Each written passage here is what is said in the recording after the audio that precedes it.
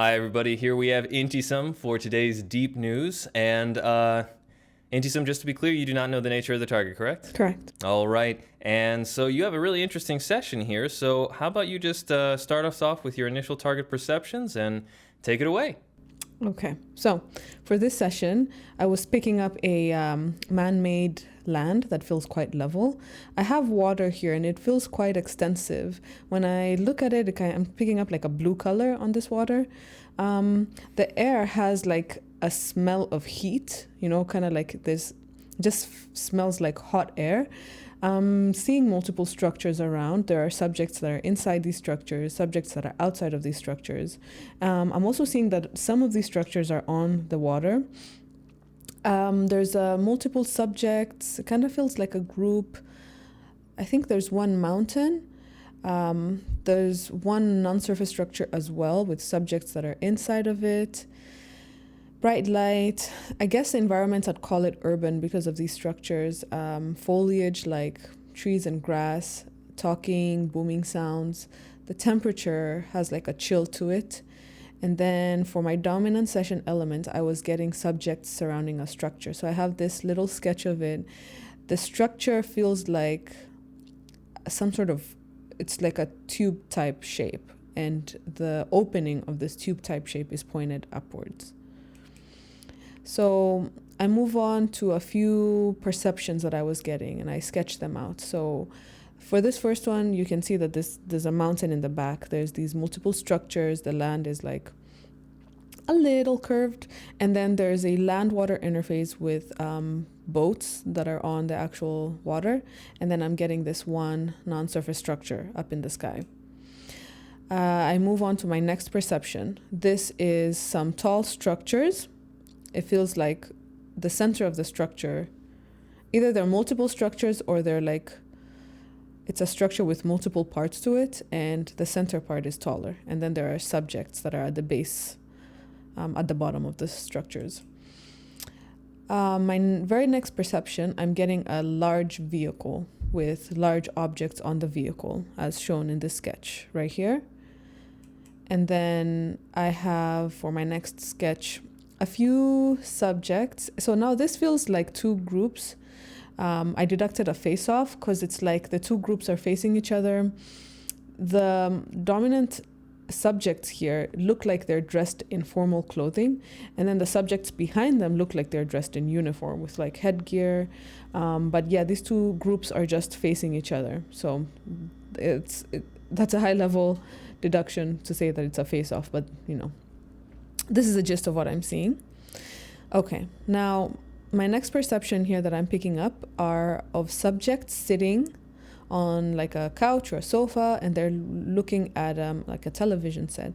And then when I looked inside to see like what are they looking at, it looked like a scene containing energetics. They're looking at something playing out, but it's an energetic event that they're watching here. Yeah. So I'm going to move to the center of the target for focus 1. So at focus 1 here, I pick up a crowd of subjects or a focused gathering. The immediate environment looks man-made. So I'm picking up like concrete, ground, and buildings here. The subjects here appear formal. Some of them look like they are in uniform, and I'm seeing rows of subjects that are here.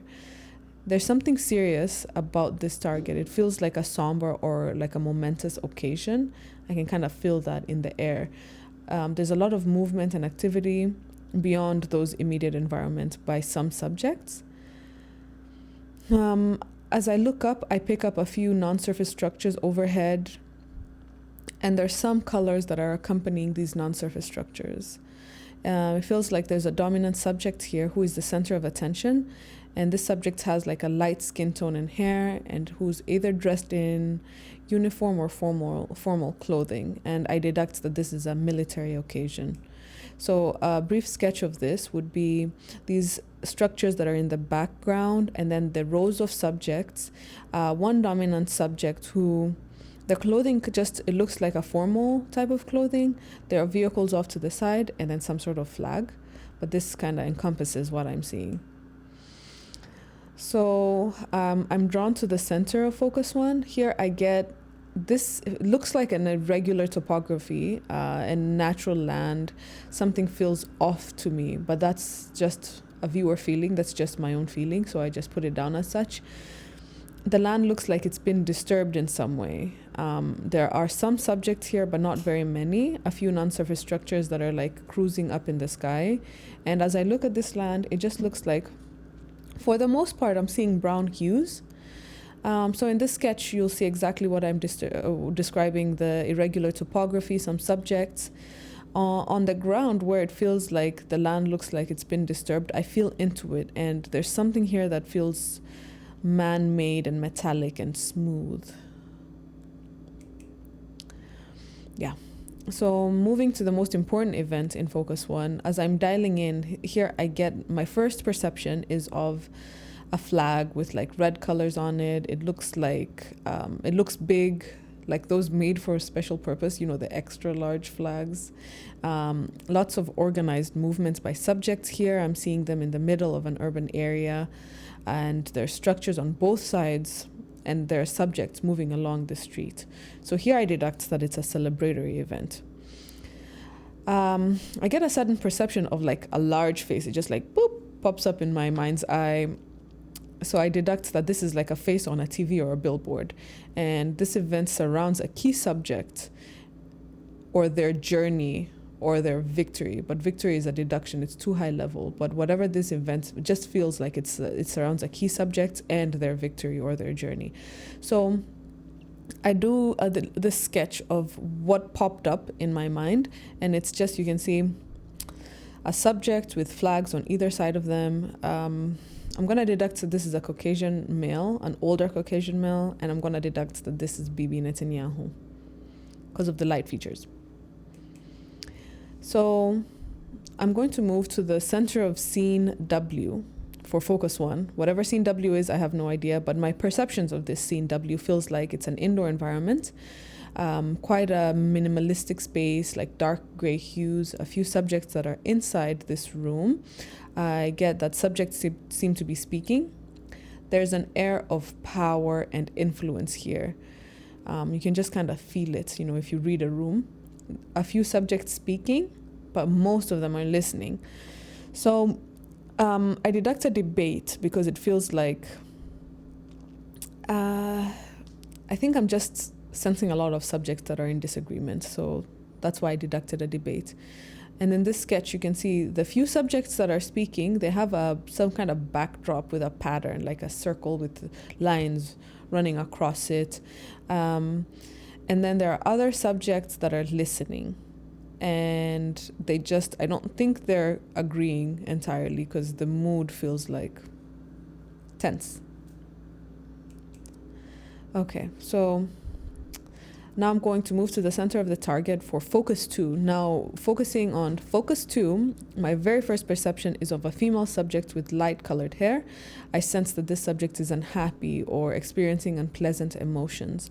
There are multiple other subjects along with this female subject, and I get a sense that this environment, that the emotions felt by this female subject is like her emotions are echoed by a larger group of subjects.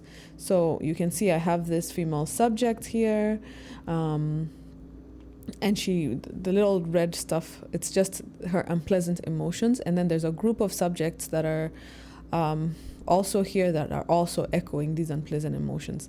And I deducted Greenland for obvious reasons. The unpleasant emotions that are echoed. So now I'm getting a series of like perceptions. I just draw them out. My very first we're still staying with focus 2. Here I have this street with structures on either side, and it's just not peaceful. This whole environment, there are subjects running around. There feels like there's damage. There's a few points of energetics that are popping off. I deduct a civil unrest for this particular perception that I was getting. And then I get another perception. So this one is of this land-water interface with their structures that are on land. There are also structures that are on the water. The structures on the water, they feel large. They're like proper-sized ships. And there's quite a few of them that are on the water. And then I moved to the most important event in this focus too. So here the environment, looks somewhat harsh, man-made.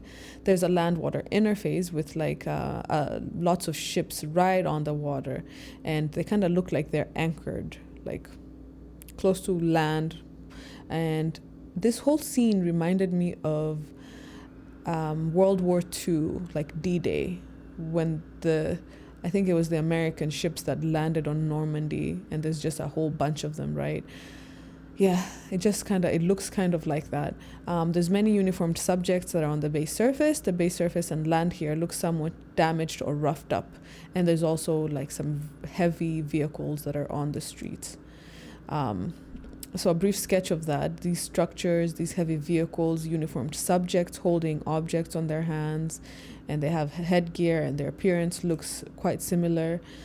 And then I see this flash image that comes to me, and it's of this land-water interface with structures, but there's large energetics going off in the back. Almost mushroom-like energetics. And there's multiple of them that are just like poof, poof, up. Yeah. So for the last thing that I have of this target, I have a timeline. I'm moving between moment A and moment Z. So I'm trying to establish, where does scene W take place and where does scene R take place. So starting at moment A, right before the halfway mark, I'd say like a third of the way in, time-wise, of this, I experienced scene W. Like, it feels like this is where scene W takes place. So less than halfway. And then at the other 2/3 of the way in, or past the halfway mark, scene R takes place. So it kind of like, it feels like it's spaced. Time A, a little bit in, scene W hits, and then past the halfway mark a little after, but closer to moment Z, scene R hits, and then we have time Z. Interesting. Okay, so scene W, just to recap, that is the debate subjects in a room thing that you were saying, and scene R is this mushroom cloud in the backdrop of an urban environment with some irregular topography that you've got here on page 20. That's scene R, correct? Correct. All right, so fascinating session. You ready to hear the target? Yep. And just to be clear, you do not know the target. I have no idea, but it is a frightening target. It's a frightening target. It's very interesting. So here, let me just hand you the paper. Dun, dun, dun. Why don't you read off the first line at the top? The Iranian response to Israeli and U.S. attack on Iran. Yes. So this is a hypothetical scenario. This is under the impression that the United States and Israel carry forth a strike on Iran. Sort of the diplomacy that we're in the midst of at the moment. You know, right now it's May 2nd. The diplomatic attempts to sort of talk them out of the nuclear stuff and to appease the saber rattling that's been going on between Iran and Israel for quite some time. If that falls through and the United States and Israel do attack Iran, we wanted to see, what would Iran do in response? What is the response of an attack that already happens on Iranian soil or to Iranian assets or whatever? And focus one was basically the most significant event within Israel as a response by Iran to the most important attack on Iran by Israel in 2025, starting basically April 2025, which is when the target was created, through December 2025. So it's a mouthful. Yeah, so basically... Ooh, my deduction of Bibi Netanyahu in the screen. Oh my yes, God. You had a very good focus one. You deducted Bibi Netanyahu. It seems that you basically have a military television broadcast sort of event, and boy. Yeah. Yeah, and it seems like that was a very interesting and accurate type of response you can sort of see there. It seemed, though, however, that the most action happened in Focus 2. And when I say action, I mean like volatile, physical. You have stuff of civil unrest, you have stuff of other military scenes, and you have stuff of actual energetics going off in Focus 2, which is the most significant attack within the continental United States, as a response by Iran to the most important attack on Iran by the United States in 2025, starting in April 2025 through December 2025. So basically, it seems like if you look, if I was sort of to encapsulate your session in a sentence, it seems like this would be a scenario for what would happen that would actually drag the United States and Israel into a full-scale real conflict, and that would probably imply some sort of volatile action happening on U.S. soil that would really just sort of galvanize a big push towards real war. Wait a second. Focus 2, that would be the response on U.S. soil? Yeah, so that's what the Iranians would basically do to the United States on U.S. soil. They would bring the heat here. Well, it's interesting because you have stuff that's like civil unrest, and that's pretty interesting because we see that type of stuff a lot, and we see that there's civil unrest. I mean, that happens quite regularly in the United States for various political issues. And the idea of energetics happening, that might be something that actually happens on U.S. soil. It might be something that is an addendum to the other events that you've already described, like the civil unrest, but it's equally a part of it, so your perceptions picked it up. We really wouldn't know 100% until sort of time sort of manifested this timeline if it were to happen. But yeah, it's interesting because your first perceptions going into Focus 2 are disgruntled, negative emotions within a populace. And then you see civil unrest type of scenes, which all very par for the course in just regular U.S. discourse of political events. And then you have what actually looks like military preparations, military actions, military dressed people in urban environments, all very interesting. And then finally at the end you have Scene R, which is the most important event, which just seems to show energetics in an urban environment. Now, we don't know if those energetics are actually going to be that big as has been described. I mean, smaller energetics can still produce big clouds above urban environments. That's true. Yeah, I think the consciousness does have a tendency to like blow up imagery, especially of energetics. When you feel energetics in a spiritual sense, it does feel quite harsh. So immediately you want to make it seem big. But it's energetics. That's a low-level thing. Would be like energetics taking place in an urban environment. Yeah.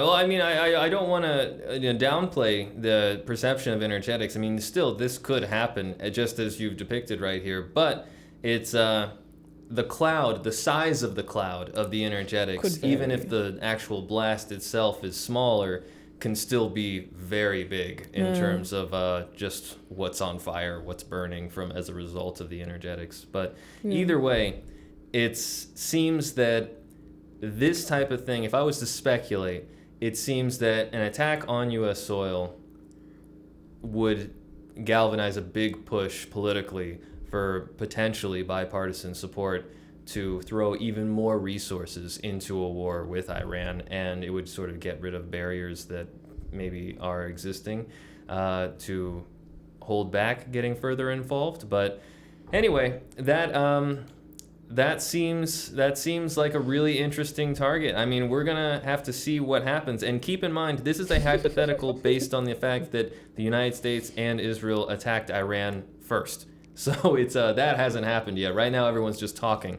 They're tittering. They're tittering right at the edge. Yeah, it's a tense talk, and it seems like it's at the edge right now. So let's see what happens. You know what would be a really interesting target? Would be like, who's the superpower in like 20 years from now? And that would be a very interesting one. Yeah, to actually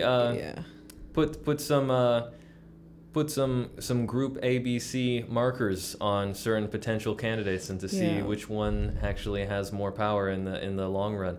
That would actually lead to a pretty interesting outlook on current events as well. So yeah, maybe that'll happen someday. I would hope that Africa would be like back up there after being like abused quite a bit, right? Well, it's interesting. Nature's always a survival of the fittest sort of scenario, but it depends. It's interesting because the idea of a nation state tends to be more nuanced than just the actual borders between. Yeah. Because there's the whole, and the reason why I say that is that the whole economic giant of an oligarchy or like major corporations, it changes the definition of what's this person's territory versus that person's territory if there's a mega corporation that basically runs a huge amount of business between both areas, and that mega corporation has potentially a lot of sway in the political realm of both countries. So I don't know. It's an interesting thing, and it would require a lot of a nuanced weights to aggregate to actually get a sense of who the next dominant superpower would be, and if it just stays in the hands of the United States. So yeah, but nothing really nothing lasts. No empire has lasted forever, right? It's always like an up and down. Like the Ottoman Empire lasted for a really long time, right? But even they fell. Yeah. And then it was like the British Empire, and I wouldn't say there's I wouldn't say they're super. I don't know. What do you think? No, things are cyclical, definitely. Things they rise and fall. It's like a sine wave curve. Things go up and down, and it'd be a really big thing. Hopefully, we'll get disclosure, and then our whole concept of might would radically change as there would be a whole bunch of new players on the board as we become aware of our galactic brothers and sisters or galactic economic rivals, however we approach them. Yeah, I don't know. It's just the stronger these nations get, the more like careless and brutal, and I know it's not as simple as that, but yeah. Yeah, I think there's some checks and balances in the system that do like take place, right? Yeah, it's like you beat down on somebody, they are gonna fight back. Yeah, it seems more and more apparent that the law of the jungle is the only real law that exists, and everything else is a suggestion. Yeah. So, a strongly worded suggestion with consequences by whoever has the biggest stick. So yeah. Either way, I'm not for the U.S. or like war-wise. I'm not for the U.S. or Israel or Iran, but it's the little guys that always get hurt at the end of it. So it's like, if Israel and the U.S. attack Iran, and then we see this kind of like impact on the U.S., it's probably going to hit people who had nothing to do with it. They're just trying to live their lives, and they have their families, and they want to go to work, and they want to just have normal lives. But that's who it impacts. I'm for civilians most of all. I can understand that, but it's an interesting thing. What I'm trying to see when it comes to political warfare,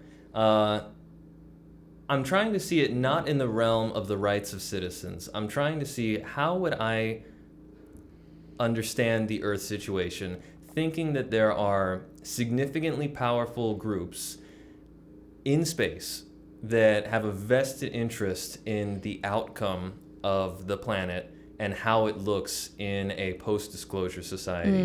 Then you would say to yourself, well, if this is the type of manicured lawn that we're looking for when we're trying to not really terraform a planet, but basically manicure the geopolitical structure of a planet so that it becomes the spacefaring planet that would most fit our agendas as a spacefaring civilization. I'm putting myself in the people upstairs' position. Then I would say that war, or cracking a few eggs to make an omelet, would be something that would be pretty par for the course, and they would consider any civilian deaths to be minor in the grand scheme of things. Oh yeah, of course. So and I'm not saying it's right. I'm not saying, you could make an argument. This is how it is. Yeah, you can make a significant argument that this is almost a form of mild it's a bit of a stretch to call it eugenics, but it's a little bit of a version of trying to trim the weeds, and those weeds being human lives, for the sake of creating a geopolitical structure that is most suited to serve whatever empire or space corporation, whatever's going on out there, would benefit most from it. And I would definitely say, if you consider the other projects that we've done, the death traps, the idea that we're ISBs and we're in these bodies, the bodies can be interpreted as basically t-shirts, and ripping a bunch of people's t-shirts and forcing them through this amnesia trap to get them to put on new t-shirts. I bet a bunch of beings just don't care at all about that. They're just like, oh, you're just gonna have a new t-shirt, Oh, yeah, you're gonna get that's your mind true. wiped. Yeah. And they won't care about, the rights of your lives, or the rights to, grow up and have a dream or something like that. They're like, oh, you'll get a new dream. We'll just, kill you, put you in a new body, you'll get a new dream. Don't worry, the system's got you. So I bet there's a bunch of people with attitudes like that who are up there in space and who are very regularly dealing with what we would consider genocidal atrocities that are abhorrent to the respect of life. See it that way. Yeah, so it's I'm not saying I agree with anything like that, but I'm thinking that any geopolitical event that we see down here does not have the motivations that are shown to us through the propaganda of the media. Everything is definitely got an extraterrestrial component to it. It has a secret government component to it, and what we see as a senseless war might, in their perspective, be a power play that is supposed to manifest 50, 100 years down the line. And I don't know what that would be, but I am aware that I think there is a nuance to strategy that has a lot of hidden and dark areas that I am unaware of at the moment, frustratingly so. So yeah. Well, it's another good target. It was a very interesting target, and I think you did a great job on it. It was very fascinating, and let's see what happens. Let's see if these talks fall through, and if there's a war with Iran, or if a completely different timeline happens. So hypothetical target, let's see what happens in the real world. And this is hypothetical April to December. A to Z is April to December, right? Yes, correct. So yeah, A is basically April, where we're at right now. Scene W wasn't really much action, but a lot of seemed like that was a big television PR type of thing. That seems like that would happen a couple months from now. And April just ended, so let's assume that's like maybe 3 or 4 months from now.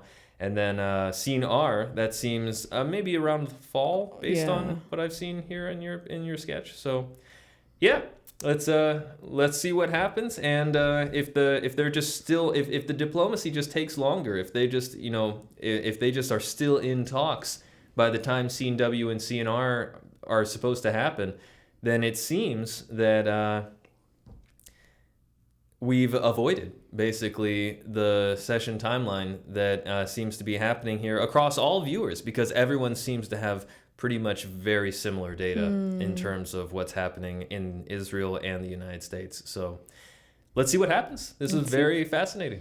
Well, okay. Great. All right. Well, thank you very much, Intysam, and thank you everybody else for watching.